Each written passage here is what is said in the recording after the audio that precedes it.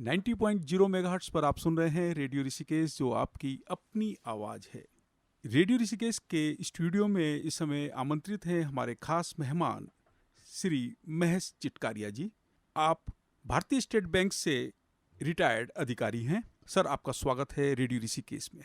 धन्यवाद। Radio channel 90.0 FM पे मैं सभी श्रोताओं का अभिनंदन करता हूँ। बहुत बहुत धन्यवाद सर आपका। और सर, अब हम आपसे बैंक से जुड़े हुए कुछ जानकारियों पर आपसे चर्चा करेंगे सर। जी अवश्य। सर, हम जानना चाहेंगे कि एक शब्द है वित्तीय समावेश। ये शब्द एक आम व्यक्ति को बैंक से जोड़ता है। सर, हम वित्तीय समावेश, इसको सरल शब्दों में हम आपसे जानना चाहेंगे। वित्तीय समावेश, उसका अंग्रेजी में हम बोलते थे उसको फाइनेंशियल इंक्लूजन। तो ये इसकी आवश्यकता ये सन 2007 से सरकार के द्वारा एक प्रयास किया गया था कि हमारे पूरे देश में 70% से ज़्यादा पॉपुलेशंस, जनसंख्या के लोग बैंकिंग चैनल से जुड़े हुए नहीं थे। तो उन लोगों को ग्रामीण क्षेत्र के और अर्ध शहरी क्षेत्रों के उनको बैंकिंग चैनल से जोड़ने के लिए जो एक कैंपेन स्टार्ट किया गया था, उसका नाम दिया गया था वित्तीय समावेश। कि उसमें यह प्रयास किया गया था कि हर घर से एक व्यक्ति का बैंक में खाता अवश्य खोलवाना है, ताकि उनको सरकार की और बैंकों की विभिन्न योजनाओं का आवश्यक लाभ पहुंचाया जा सके। बहुत सही जानकारी सर आपने दी है कि बड़े आसान शब्द में आपने बताया कि वित्तीय समावेश आखिर होता क्या है। सर, हम जानना चाहेंगे कि एक व्यक्ति को बैंक से जोड़ना कितना जरूरी है। देखो, बदलती आर्थिक परिस्थितियों में, वैश्विक आर्थिक परिस्थितियों में जितनी तेजी से बदलाव आ रहा है, उसमें स्वाभाविक है कि हमारा भारत देश भी उसमें अपना पार्टिसिपेट कर रहा है। तो आम आदमी जब किसी बैंकिंग चैनल से या बैंकिंग संस्थान से, चाहे वो राष्ट्रीय बैंकिंग हो, ग्रामीण बैंकिंग हो, सहकारी बैंक हो, कोई भी बैंकिंग चैनल में उससे जब जुड़ता है, तो उसका जितना भी लेन देन, जो उसका फाइनेंशियल लेन देन होना है, वो एक बैंकिंग चैनल के थ्रू शुरू हो जाएगा। और विपरीत परिस्थितियों के लिए कुछ वो अपना पैसा जमा भी कर पाता है। तो उसका मेन उद्देश्य ये होता है कि जो हमारी 70% से ज़्यादा पॉपुलेशंस अभी बैंकिंग इंडस्ट्री से जुड़ी नहीं थी, तो उनका जो हमारी अर्थव्यवस्था में जो योगदान था, वो एक इनडायरेक्ट वे में था, जिसे हम कैश इकोनॉमी कहते हैं। उस इकोनॉमी को हमारी देश की अर्थव्यवस्था की मुख्य धारा से जोड़ने के लिए उनको बैंकिंग चैनल से जोड़ा जाए, ताकि वो बैंक की और सरकार की विभिन्न योजनाओं का फ़ायदा उठा पाएँ और अपनी आर्थिक स्थिति में सुधार ला पाएँ।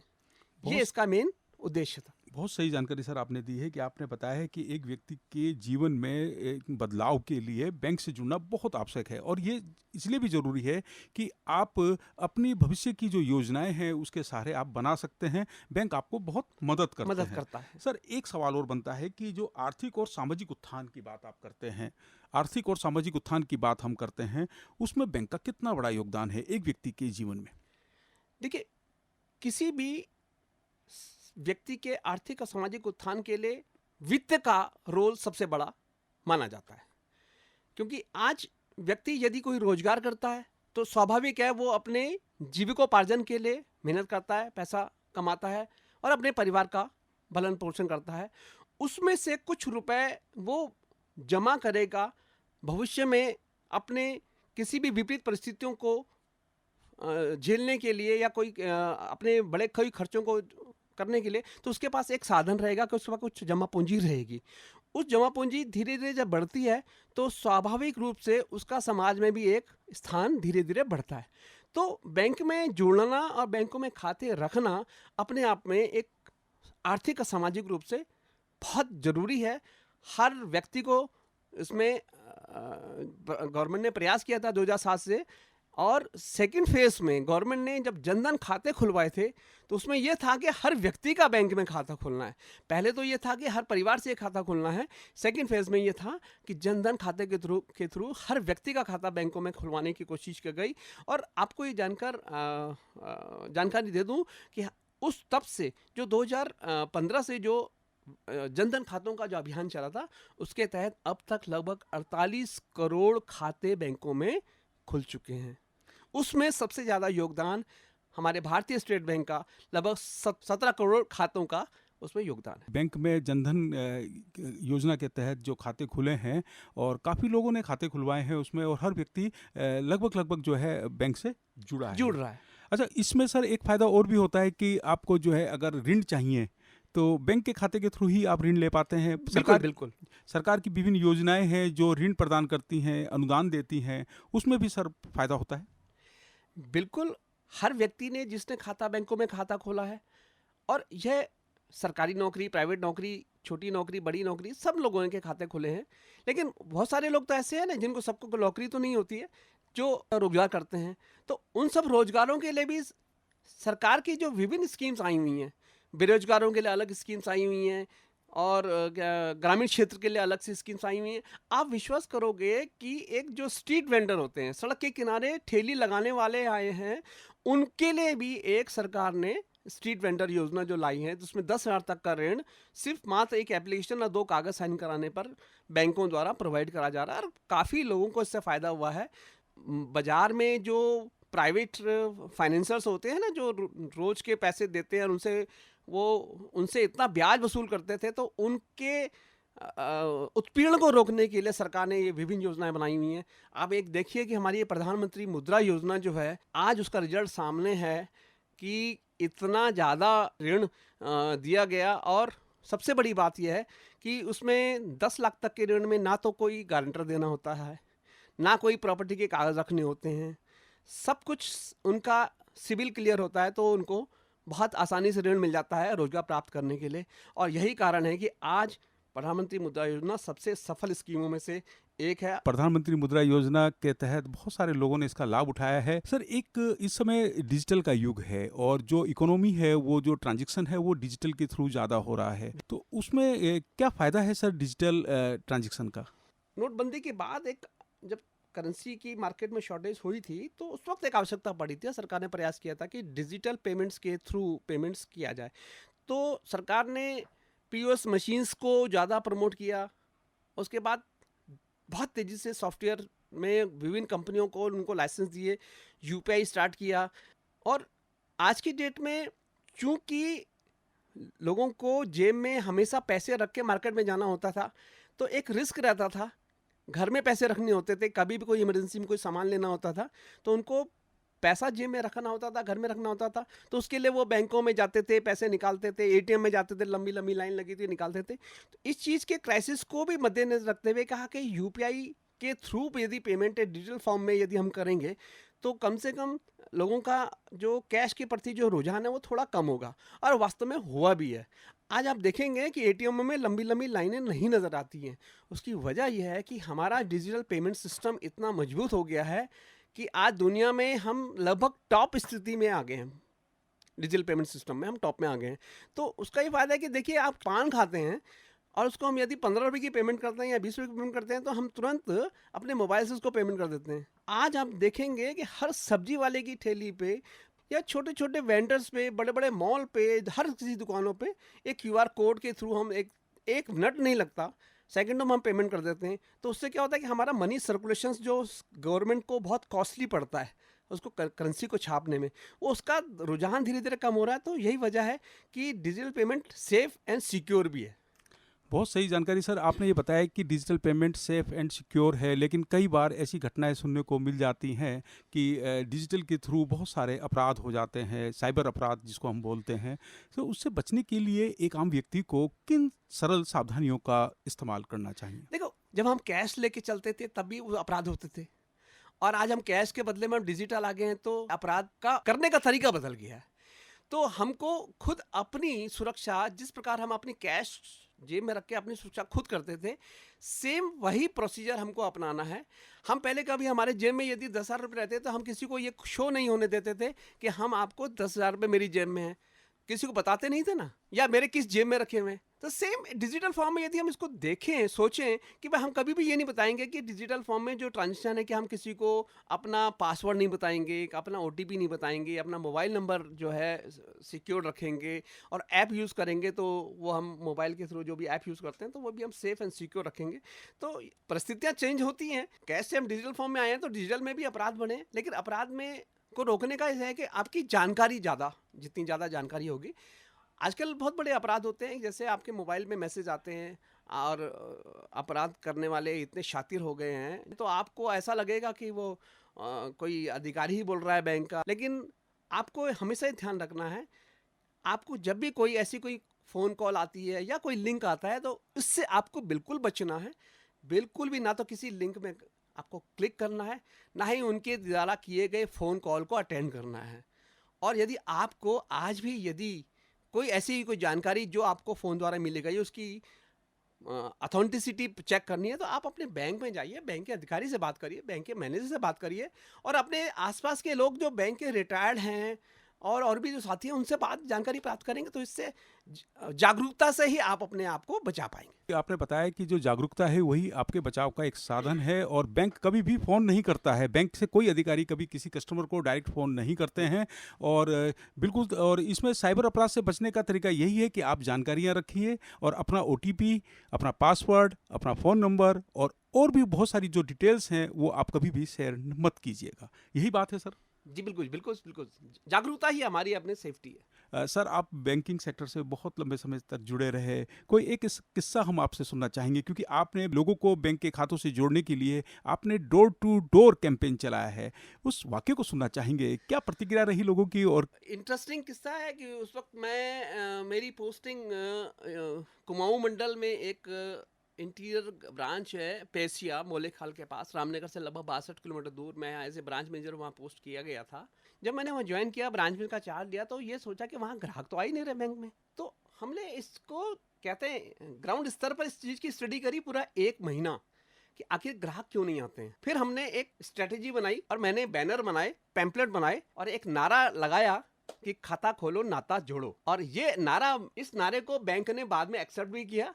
न केवल मेरे बैंक ने, बल्कि मुझे बड़े हर्ष के साथ कहना पड़ता है कि यही नारा कैनरा बैंक ने भी एक्सेप्ट किया था कि खाता खोलो नाता जोड़ो के तहत हमने, मुझे आज भी अच्छी तरह, 31 मई 2007 को मेरा पहला ग्रामीण क्षेत्र में इस कैंपेन को लेके मैं गांव में जब गया, तो एक बहुत बुरा एक्सपीरियंस था। गांव में जब हम पहुंचे, मैं अपने साथी के साथ अपने स्टाफ को लेके गया, तो हमने कहा कि हम घर घर जाके लोगों के खाते खोलेंगे, उनको हम जोड़ेंगे। तो जब गांव में लोगों के पास गए, तो उनको ये विश्वास नहीं हुआ कि भारतीय स्टेट बैंक का कोई अधिकारी कर्मचारी बैंक गांव में आके खाता खोलने के लिए, उनको ये लगा कि कोई ये फ्रॉड करने वाले बंदे हैं और हो सकता है कि ये हमारा पैसा लेके भाग जाएंगे। तो हमें उस विश्वास को कायम करने के लिए बहुत मशक्कत करनी पड़ी, और पहले दिन हमको कामयाबी नहीं मिली खाता खोलने में। फिर हमने आसपास के सारे गांव के प्रधानों को फिर बुलाया, और फिर उनको, गांव के प्रधानों ने बहुत ज़्यादा सहयोग करके गांव में लोगों को कन्विंस किया कि नहीं, अब ये भारतीय स्टेट बैंक की कार्यशैली में परिवर्तन आ गया है, एक नए अधिकारी आए हैं जो आपको बैंक में आने की जरूरत नहीं है, आपका खाता घर में आके खोलेंगे। और हमने घर में आके खाता, वहाँ घर घर जाके खाता खोला। उसका हमने बहुत वीडियो रिकॉर्डिंग भी बनाई, अपने उच्च अधिकारियों को भेजी, और काफ़ी हमारा कॉर्पोरेट लेवल तक वो मामला गया भी था और अच्छा किया। और उसका एक असर ये पड़ा कि धीरे धीरे हमारे बैंक में, पैसिया ब्रांच में खाते खुलते रहे, बिजनेस भी बढ़ता गया। और बड़ा हर्ष के साथ मुझे ये आज कहना पड़ता है कि वो ब्रांच, वो आज कुछ टाइम बाद वो एक डिमांडिंग ब्रांच बन गई थी। बहुत शानदार किस्सा आपने बताया कि सर, एक ब्रांच जहां ग्राहक नहीं आते थे और आप लोगों ने खाता खोलो नाता जोड़ो का एक स्लोगन, और उसने कितना बड़ा इम्पैक्ट दिया है कि आज वो बैंक डिमांडिंग बैंक बन गई है। एक छोटा सा किस्सा हो रहा है कि एक गांव वहां से होता था, उसका जगुड़ा नाम था गांव का। तो मेरे को वहाँ पे स्वयं सहायता समूह का महिलाओं का ग्रुप में था, उसको भी हमने फाइनेंस करने के लिए हम वहाँ पे गए थे। अब विश्वास नहीं करोगे कि मुझको अपनी ब्रांच से उस गांव में जाने में 2.5 घंटे लगे थे, पैदल, कोई रास्ता नहीं था। और वापसी में आने में चढ़ाई थी, तो मेरे को 3-3.5 घंटे लगे थे। जब मैं गांव में पहुंचा, तो गांव वालों ने न केवल दिल से स्वागत किया, बल्कि उनको ये लगा कि पहली बार उनके गांव में कोई अधिकारी किसी कार्य के लिए आया है। फिर हमने वहाँ के जिन लोगों के खाते नहीं थे, खाते खोले, और स्वयं सहायता समूह को वहाँ पे 2,40,000 का ऋण दे के उनकी आजीविका में एक योगदान दिया। वो अपने आप मेरे को बहुत बड़ा आत्मीयता लगी और एक अच्छा लगा था। वो मेरा एक बहुत अच्छा एक्सपीरियंस रहा लाइफ का। आपका ये अनुभव सर और लोगों के लिए भी एक प्रेरणा प्रदान करेगा, आपका ये अनुभव सर। सर, अक्सर हम देखते हैं कि 12th के बाद बच्चों की पढ़ाई के लिए खर्चे बढ़ जाते हैं, और माता पिता बहुत सारी योजनाओं, जैसे बैंक की योजनाएं चलती हैं उनकी स्टडी के लिए, उसका भी लाभ उठाते हैं। किसी एक बच्चे के लिए क्लास 6 से अगर हम शुरुआत करें बचत की, ताकि वो उनके भविष्य के लिए पढ़ाई में वो पैसा काम आ सके, तो हमें क्या करना चाहिए सर? देखो, भविष्य की योजनाएं बनाने का, सपने देखने का अधिकार सबका है, और उसको पूरा करने के लिए कहीं ना कहीं हमारी बैंकिंग इंडस्ट्री सामने आती है, साथ साथ में सरकार की विभिन्न योजनाएं आती हैं। कोई एक बच्चे का यदि आप फ्यूचर प्लानिंग करना है, तो सरकार ने जो योजना बनाई है वो है बालिकाओं के लिए बालिका समृद्धि योजना आई है, एक कन्या समृद्धि योजना आई है। उस योजना में आप 18 वर्ष तक उसमें पैसा जमा करते हैं, वो 1 साल से ऊपर के बच्चों का खुल जाता है बालिकाओं के लिए।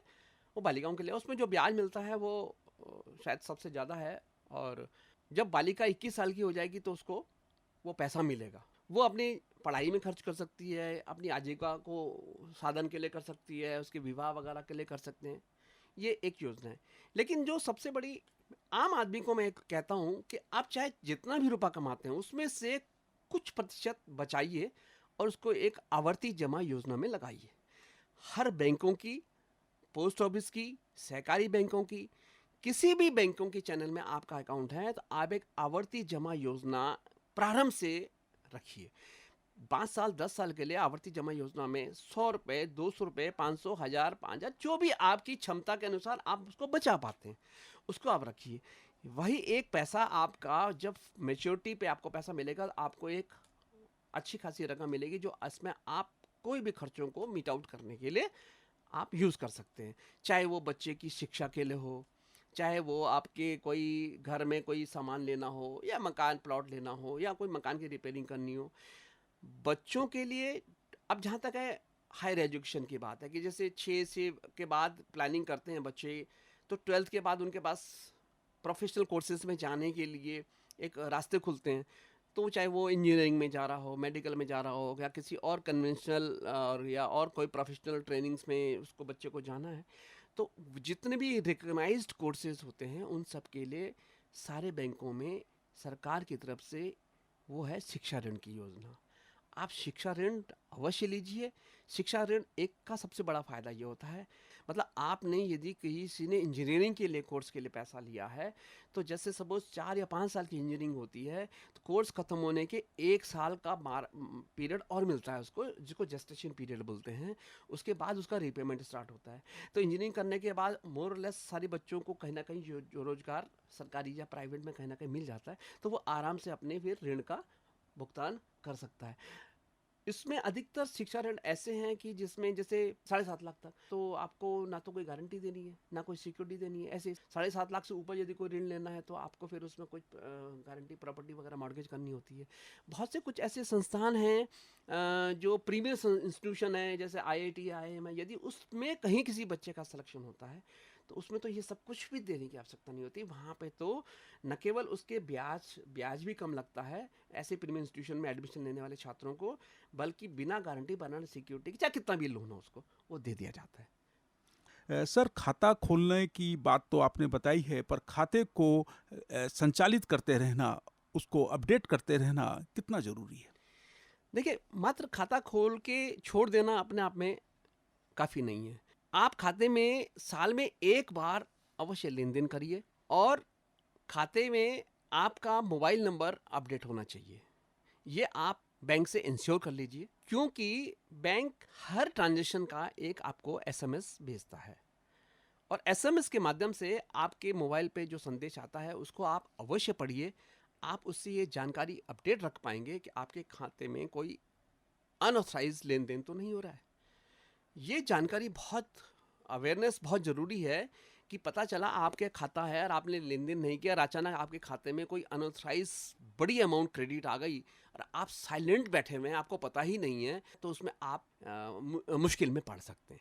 इसलिए बहुत ज़रूरी है अपने खाते में जो SMS आते हैं उनका लेन विवरण अपना होना चाहिए। और कभी आपको महसूस होता है कि कोई ऐसा ट्रांजेक्शन का आ गया है, चाहे वो डेबिट हो चाहे क्रेडिट हो, या कोई खाते में जमा आपका आ गया जो आपसे संबंधित नहीं है, ये आपकी एक मौलिक कर्तव्य बनता है कि आप बैंक को तुरंत सूचित करें कि मेरे खाते में ये अनऑथराइज्ड ट्रांजेक्शन आई है, कृपया इसका विवरण मुझे मेरे से संबंधित नहीं है या इसका विवरण दीजिए। तो बैंक का एक जिम्मेदारी है, ये आपकी बहुत जरूरी। सर, आपने बताया है कि जो बैंक का जो ट्रांजैक्शन है उस पर पूरा ध्यान हमें रखना है, ये हमारी मौलिक ड्यूटी भी है, हमारा मौलिक कर्तव्य भी है। और हम अगर कोई अनऑथराइज्ड ट्रांजैक्शन हमारे खाते से हो रहा है तो हमें बैंक के अधिकारियों को सूचित करना होगा। सर, जैसे ऑनलाइन बैंकिंग की हम बात करते हैं, ऑनलाइन बैंकिंग हम अपने कंप्यूटर, अपने लैपटॉप के थ्रू ट्रांजैक्शन करते हैं, उसमें किस तरह की सावधानियों की ज़रूरत होती है? देखो, ऑनलाइन बैंकिंग में जो सबसे बड़ी चीज़ होती है वो है आपका पासवर्ड होता है। दो टाइप के पासवर्ड होते हैं, एक होता है ट्रांजैक्शन पासवर्ड, एक होता है प्रोफाइल पासवर्ड। आपके हर ट्रांजैक्शन पासवर्ड में अब तो एक और सेफ्टी फीचर में हमारे स्टेट बैंक ने तो बहुत अच्छा किया, जो ऑनलाइन में आपका जब भी आप ऑनलाइन ट्रांजेक्शन्स में एक्सेस करोगे तो एक OTP जाएगा आपके मोबाइल पे। आपके मोबाइल जो OTP आया वो आप OTP उस पर डालोगे तो वो ऑनलाइन का ब्राउज़र जो है वो आपका तब खुलेगा। एक सेफ्टी ये हुई।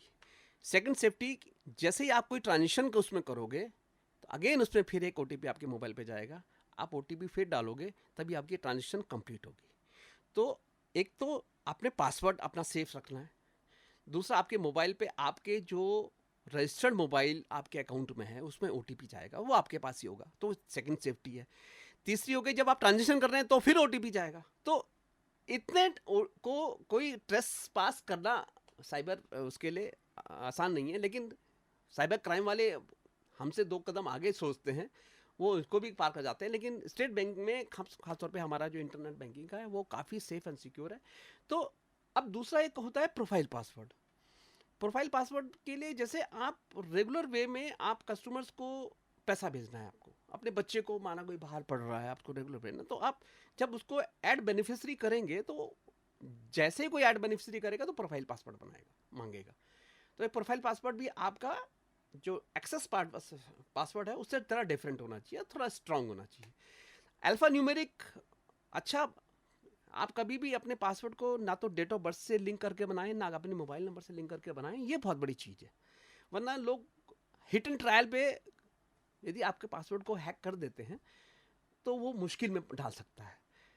तो ये एक फिर जागरूकता और आपकी अपनी सेफ्टी है। सर ने बताया है कि ऑनलाइन बैंकिंग के समय आपको किस तरह की सावधानियों की ज़रूरत है और अपना OTP कभी भी शेयर मत कीजिएगा, अपना पासवर्ड कभी किसी को मत बताइएगा। अभी हम मुलाकात कर रहे हैं श्री महेश चिटकारिया जी से, जो भारतीय स्टेट बैंक से सेवानिवृत्त अधिकारी हैं। सर, आपसे बात करके हमें बहुत अच्छा लगा और आपका बहुत सारा आभार, बहुत बहुत धन्यवाद सर। Thank you sir. बहुत बहुत धन्यवाद।